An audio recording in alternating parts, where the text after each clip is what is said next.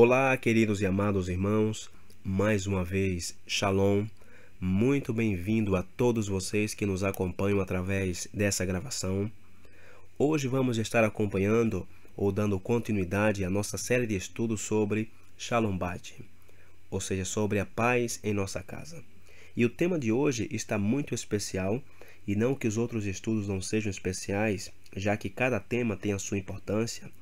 Porém, muitas pessoas se perguntam por que começar uma série de estudos sobre casamento começando com o divórcio.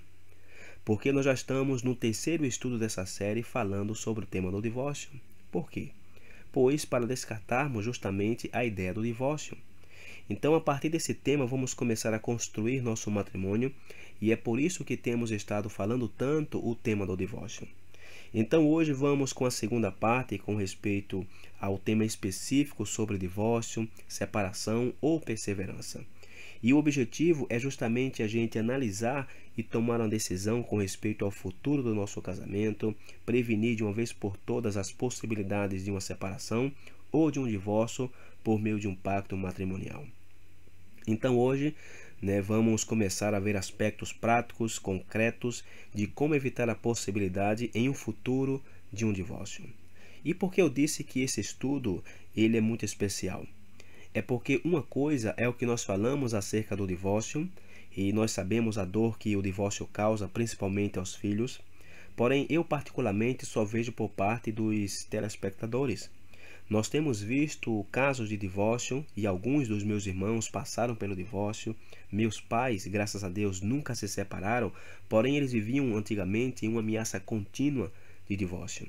E eu tenho amigos bem próximos e bem queridos que passaram ou passam por essa situação. Então, em grande parte, aquilo que compartilhamos é em grande maneira o que nós temos visto em outras pessoas, a dor que temos visto nessas pessoas, a dor de como os filhos estão diante das ameaças de um divórcio entre seus pais. E vamos ver que todas as vezes em Gênesis, quando Deus estava criando algo, no primeiro dia, no segundo dia, no terceiro dia e etc., ou seja, que cada vez que Deus criava algo, o que é que Deus dizia? Vaiar Elohim Kitov. E viu Deus que era bom. Porém, qual foi o primeiro momento em que o Eterno disse, não é bom? Pois foi quando o homem estava sozinho, e Deus simplesmente manifestou que não é bom que o homem esteja só. Então tudo estava perfeito, os animais cada um com seus casais, tudo em harmonia, porém Deus viu o homem sozinho, e nesse momento, em Gênesis capítulo 2, verso 18, o Eterno fala, não é bom que o homem esteja só, far-lhe-ei uma ajudadora idônea para ele. Agora, como nós podemos saber que não é bom que o homem esteja só? Onde está a resposta para saber o que é que tem de mal que o homem esteja sozinho? Porque aqui em Gênesis 2,18, quando disse far-lhe-ei uma ajudadora idônea, é nesta ajudadora idônea onde nós encontramos a resposta do porquê não é bom que um homem esteja só. E a resposta tem a ver com a palavra idônea. E o que significa a palavra idônea? Porque quando nós entendemos esta palavra idônea, nós vamos entender por que não é bom que o homem esteja só. Por quê? Porque idônea em hebraico é a palavra kenegdó. E dentro da palavra kenegdó tem um verbo chamado neged. E neged significa em hebraico contra. Por exemplo, quando dois times de futebol estão jogando contra Israel, por exemplo, Haifa contra Maccabi Tel Aviv, se pronuncia Haifa neged Maccabi Tel Aviv. Haifa contra Maccabi Tel Aviv. Então essa palavra, esse verbo neged, é a mesma palavra que aparece na Torá para contra, para idônea. E quanto mal tem causado que se traduziram essa palavra kenegdó para a palavra idônea. Por quê? Porque o homem estaria pensando que a mulher é sua ajuda perfeita aos seus desejos, aquilo que nós homens queremos. Então é uma tradução errada, porque se somente houvesse traduzido o texto como far-lhe-ei uma ajudadora contrária, então nós pensaríamos, como pode uma ajuda contrária? Ou seja, já mudaria nossa perspectiva. Então, agora nós podemos entender o porquê não é bom que um homem esteja só. Por quê? Porque nós homens precisamos de alguém que nos coloque um freio. E o que haveria passado se tivéssemos sabido disto antes de nos casarmos? Porque eu mesmo não sabia. E por que não é bom que o homem esteja sozinho? Então aqui vem algo fascinante. A solução é que Deus fez para o homem uma ajudadora idônea. E mais uma vez, a palavra idônea no original tem a ver com a palavra neged, que significa uma ajuda oposta, uma ajuda contrária a ele. E por que Deus fez isto? Porque se Deus deixasse Adão sozinho no Éden, ele iria começar a pensar que ele é Deus. E não pode haver dois deuses, ou é Adão ou é o Eterno. E como o Eterno não poderia sair de cena, então o Eterno teve que enquadrar Adão.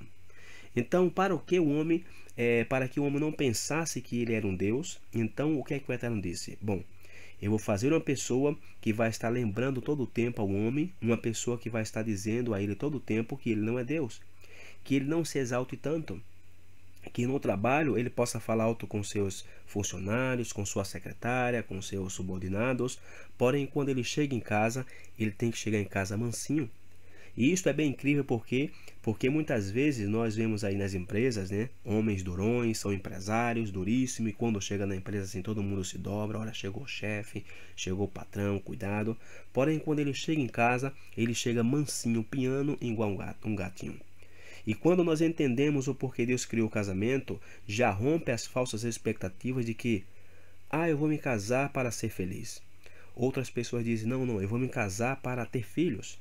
Porém, se a razão do casamento é ter filhos, pois o casamento não é o mais adequado para você ter filhos. Por quê? Porque se realmente o que a pessoa quer ter é filhos, então ela não se casa. Porque qual é a melhor maneira de trazer vários filhos ao mundo? É casado ou solteiro? Ou seja, onde nós podemos fazer um filho todos os dias? Pois estando solteiro, porque você estando casado é um filho por ano. A mulher se recupera, talvez aí espere mais uns 2 anos para ter outro filho. Então aí é onde nós nos damos conta de que o casamento não é para ter filhos.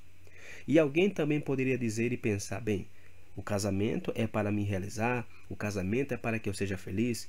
Então se esta é a nossa expectativa, então nós já nos frustramos.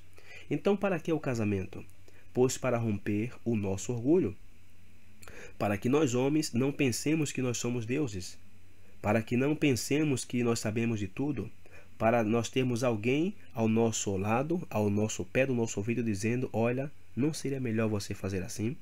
Por isso que em Gênesis capítulo 2, verso 21 está escrito, então o Senhor Deus fez cair um sono pesado sobre Adão, e este adormeceu, e tomou uma das suas costelas, e cerrou a carne em seu lugar.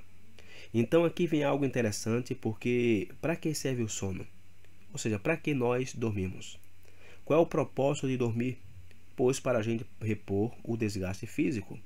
Porém, se nós aqui estamos falando de um ser perfeito, na qual tinha um corpo perfeito, que não havia cansaço, que não tinha desgaste, não tinha necessidade de dormir, Adão não tinha por que dormir. Porém, por que Deus fez Adão cair em um sono profundo? Em outras palavras, Deus momentaneamente tirou a vida de Adão para que enquanto Adão estivesse aí sem vida ou no estado de sono, o Eterno tirasse do seu corpo a sua mulher. E isso tem um simbolismo muito profundo e profético que tem a ver com alguém que ao morrer no madeiro, da sua costela saiu sangue e saiu água. E este sangue e esta água que saiu da sua costela produziu o nascimento tanto teu quanto meu, espiritualmente falando. Então assim como Adão, da sua costela foi tirado uma mulher, assim também ao redor de uns 4.000 anos, né, 2.000 anos atrás, é traspassado uma costela de Yeshua e daí se extrai o que viria a ser parte da esposa dele. E no versículo 22 disse, e da costela que o Senhor Deus tomou do homem, formou uma mulher e trouxe-a a Adão. Por isso que agora nós podemos entender por que a mulher ela é mais emocional. E por quê? Pois porque a mulher ela é tirada da parte do coração. A mulher é mais sensível, é mais dada às emoções, enquanto o homem é mais frio. Por quê? Porque o homem é feito da terra. Porém a mulher ela é tirada do coração e aí é onde está toda a diferença. E no verso 23 e 24 disse, e disse Adão, esta é agora osso dos meus ossos e carne da minha carne.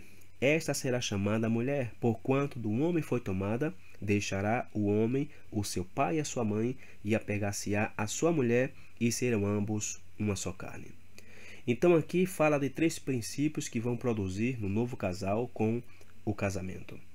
3 princípios para a eternidade e para conseguir a harmonia, uma harmonia familiar com respeito aos pais. E são Número 1. Deixará o homem o seu pai e a sua mãe. Ou seja, que cortará o cordão umbilical que os une, tanto emocional quanto material, incluso econômico e também em todos os sentidos.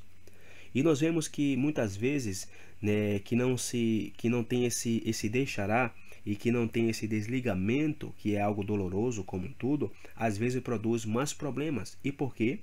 Porque quantas vezes nós vemos divórcios porque nunca houve esse desligamento para formar um novo vínculo familiar.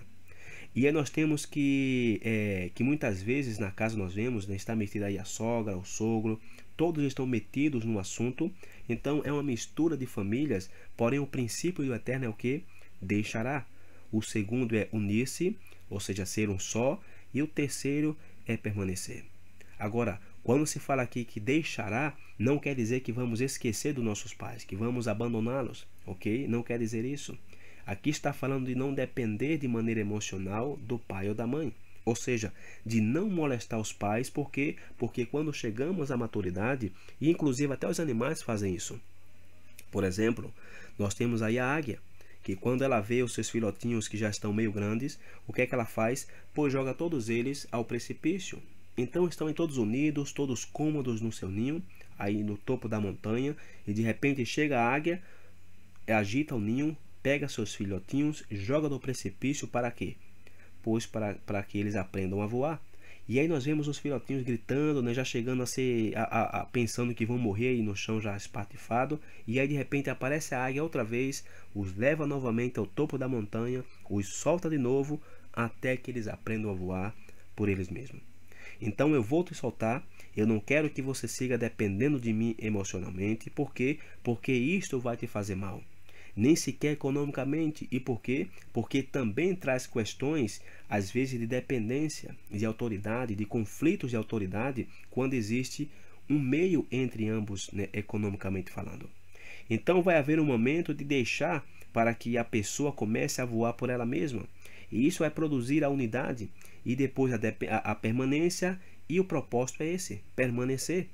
E nos fala também de uma perfeita intimidade, porque no versículo 25 disse: e ambos estavam nus, o homem e a sua mulher, e não se envergonhavam. Então aqui nós entendemos o porquê Deus criou o casamento. Ele criou simplesmente para romper o orgulho do homem. Este é o propósito do casamento, romper o nosso orgulho e mostrar que nós não somos Deus.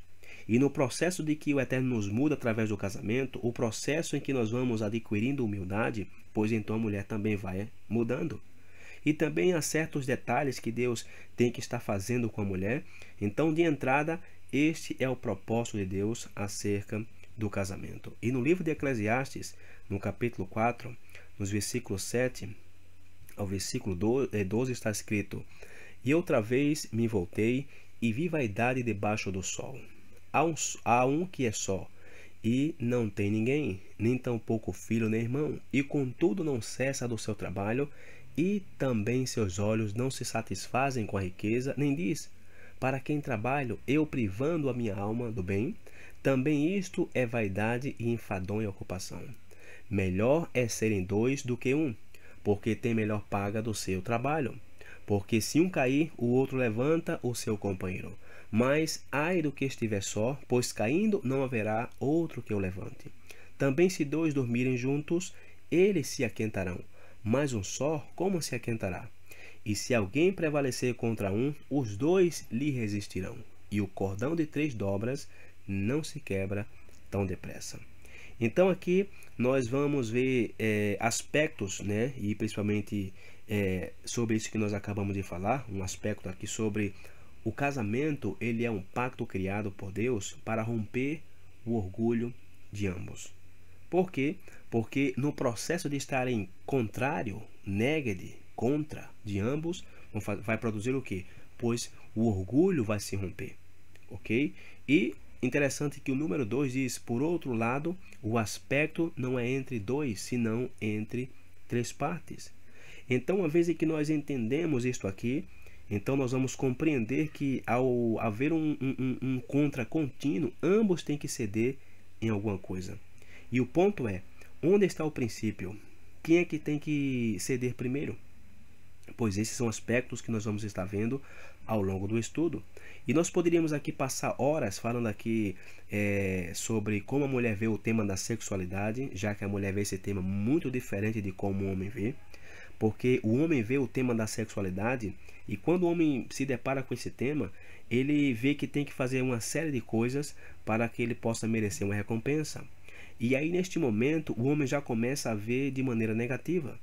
Então é todo um processo bem complexo, é muito difícil para um homem ver e entender esse tema da sexualidade como ver uma mulher, e para uma mulher já é mais difícil também entender e ver esse tema como um homem vê. Porém, este ponto aqui nós vamos tratar plenamente de acordo com a Torá nos próximos estudos.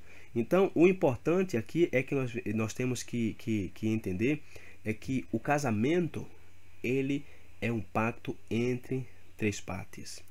Não é um contrato que tem um propósito divino de romper nosso orgulho. E vou repetir isso novamente. O casamento é um pacto entre três partes. Não é um contrato. O casamento tem um propósito divino de romper nosso orgulho. E romper nosso orgulho não é como eu quero e ambos têm que dizer o mesmo, não. Ok? Não é como eu quero, não é como ela quer. É como Deus quer. Então, se ambos dizerem isto, neste momento Deus vai fazer o quê? Vai começar a nos unir. E por mais esforços que ambas as partes façam para se unirem, somente de cima podem se unir. Que tenhamos uma mesma perspectiva, um mesmo ponto de unidade.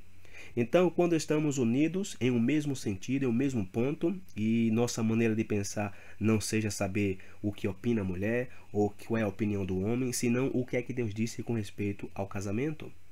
O que é que ele pensa com respeito à sexualidade? O que é que Deus pensa com respeito à comunicação? Com respeito a tudo? Por quê? Porque existem leis na Torá específicas com respeito à sexualidade.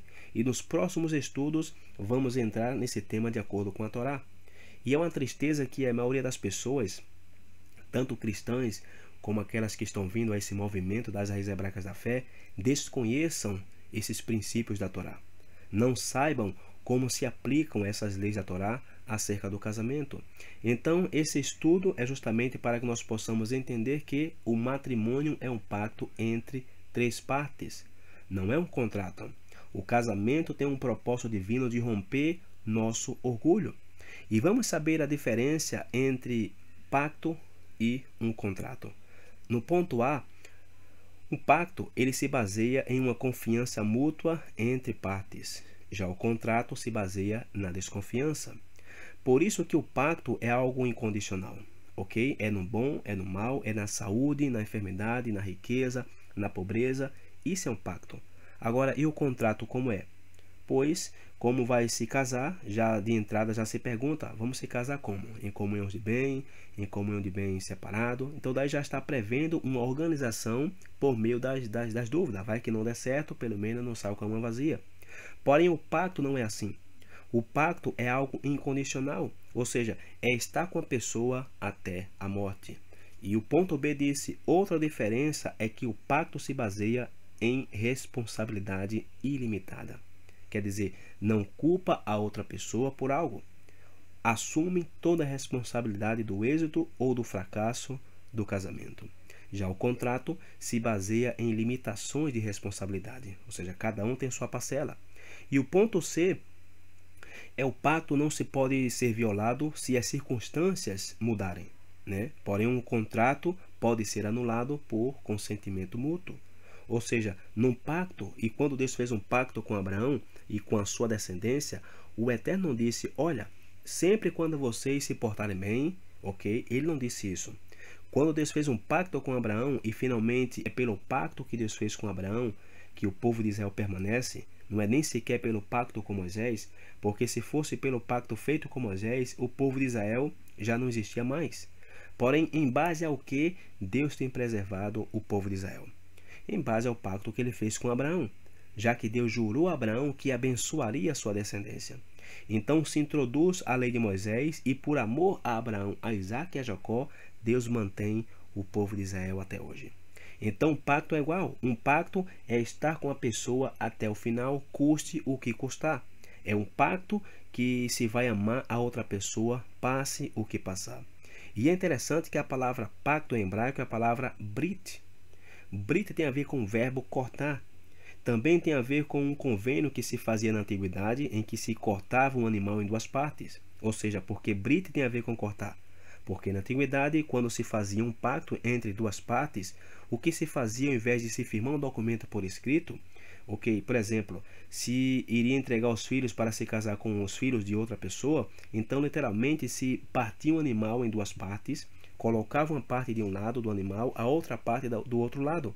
E o sangue ficava no meio das duas partes do animal, aí no chão, então tiravam suas sandálias e ambos caminhavam pelo sangue desse animal. E isto o que implicava era que ambas as partes estavam se comprometendo, ok, na presença de testemunhas, ok, e se uma das partes não cumprisse o pacto, se passasse o mesmo que se passou com o animal, com aquele que falhou no pacto. Então, por isso Deus disse a Abraão para fazerem um pacto, ok, o pacto de Deus disse a Abraão que abençoaria a sua descendência, e em Gênesis capítulo 15 está relatado isto aí. Gênesis 15 mostra quando Abraão partiu esse animal e colocou os pedaços, né, para caminhar entre ele. Porém, chegou a noite e o que aconteceu? Pois Abraão pegou no sono. E se supunha que Abraão tinha que passar entre as partes do animal. Por quê? Porque Deus passou por aí em forma de uma tocha de fogo. Porém, Abraão não passou. Abraão pegou no sono. E o que isso quer dizer? Quer dizer que quem tomou a responsabilidade de guardar o pacto foi o Eterno. Ou seja, que o pacto foi unilateral.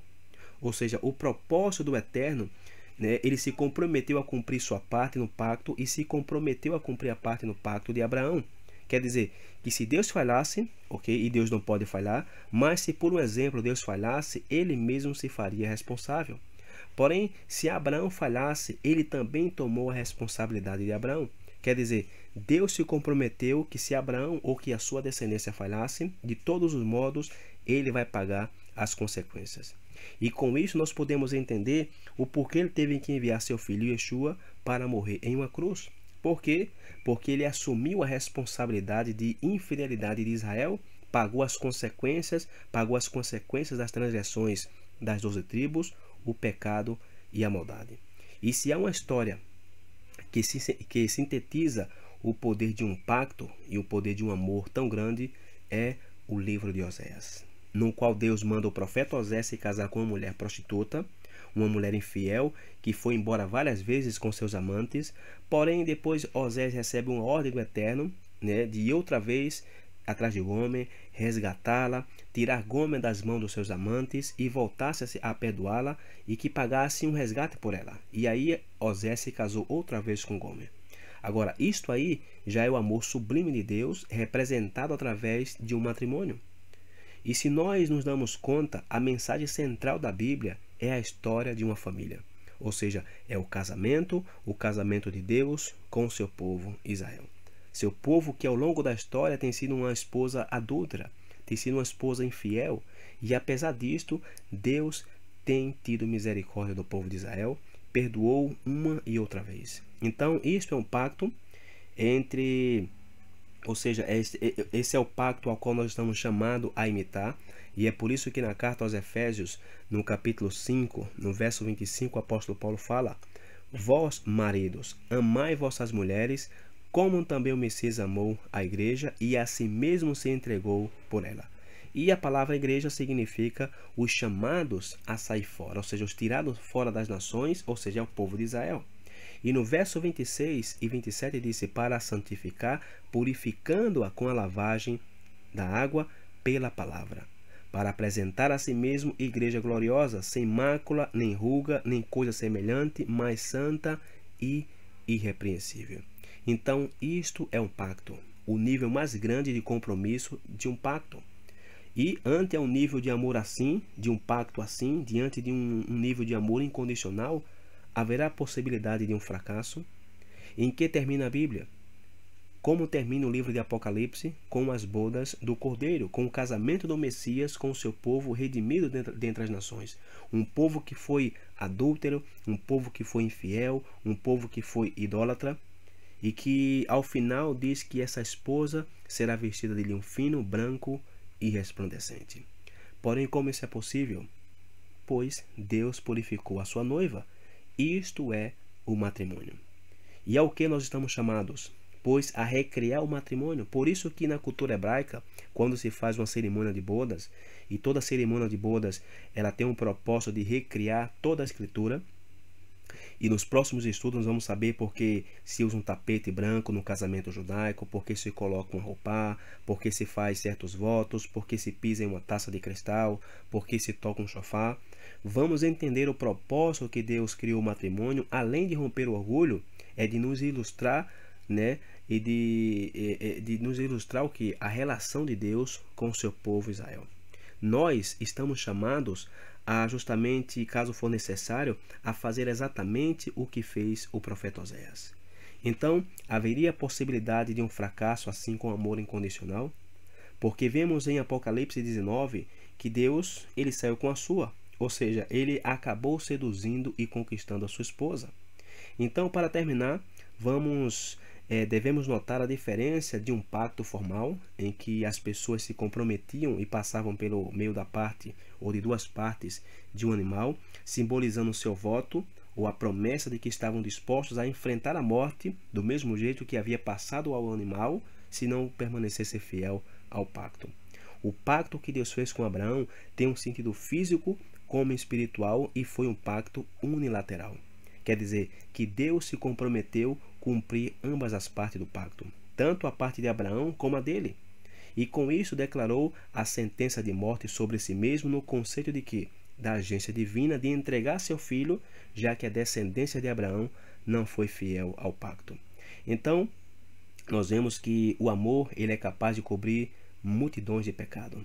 Porém, mesmo que o pacto e o amor seja capaz de cobrir multidões de falhas, existem certas situações que mesmo a Bíblia considera o divórcio inevitável. E não que a Torá ordene, né, senão que a Torá permita o divórcio. E no próximo estudo é que nós vamos saber como e quando o divórcio é inevitável. Quais são as causas bíblicas para um divórcio? Então, nos próximos estudos, e no próximo especificamente, vamos tratar de um ponto importantíssimo, porque se é um ponto que destrói a comunicação, os melhores desejos do casamento sólido é a área sexual. E é por isso que tem leis na Torá muito específicas com respeito à sexualidade. Então, 3 possibilidades que nós já eliminamos, ok? Uma das 3, nós eliminamos o que aqui? A separação. Por quê? Porque a separação, biblicamente falando, não existe. Não existe isso de você, eu vou dar um tempo. Ok? E o divórcio, nós iremos saber no próximo estudo quais são as condições e em que causa, biblicamente falando, é permitido. E uma vez em que nós eliminemos a parte do divórcio, então somente nos resta a perseverança. E na parte da perseverança é onde já entram todas as leis de intimidades sexuais, intimidades de comunicações e etc. Então vamos agradecer ao Eterno por mais um estudo e que o Eterno nos abençoe. Pai, eu te agradeço por este precioso estudo. Eu te agradeço pela vida de cada pessoa, Pai, que irá assistir este vídeo e que decidam tomar os conselhos da Tua palavra para perseverar até o fim, Senhor. Eu te agradeço, Pai, porque Tu nos deste a oportunidade deste estudo para que nós pensemos 2 vezes e entendamos a dor que pode causar uma decisão assim. E eu te peço, Senhor, que Tu confirme Tua palavra às pessoas que estejam vivendo o fim da linha, e sabemos que todas as coisas cooperam para o bem daqueles que te amam. Tem misericórdia, Pai, das famílias que estão passando por tempos difíceis, por crises em seus casamentos, porque teus pensamentos não são os nossos pensamentos, teus caminhos não são nossos caminhos. E nós sabemos que mesmo antes de nascermos, Tu já tinha um plano traçado, um plano estabelecido para cada um de nós. E o único que eu te peço, Pai, é que quando nós estivermos diante da Tua presença, nós tenhamos cumprido o propósito pelo qual Tu nos criastes. Bendito sejas Tu, Senhor, em nome e pelos méritos de Yeshua. Amém.